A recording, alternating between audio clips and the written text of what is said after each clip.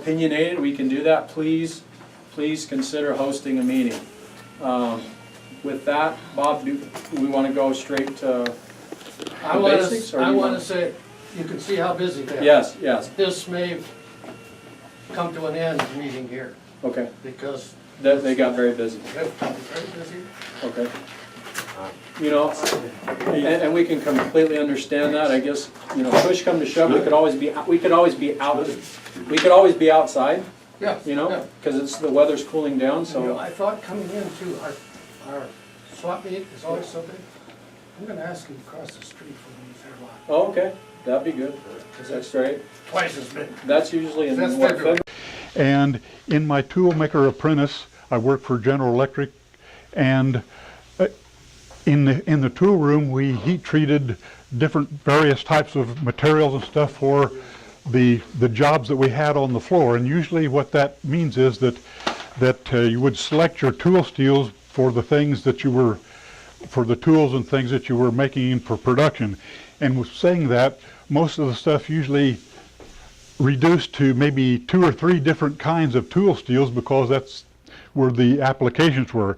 And we bought all of our tool steel from Carpenter Steel, and they have a maze here that shows, you know, how you can select your tool steels based on hardness, toughness, so on and so forth.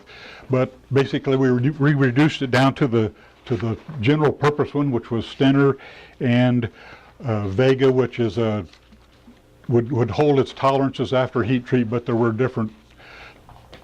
You can purchase these locks and things like this from muzzleloading shops and things like that.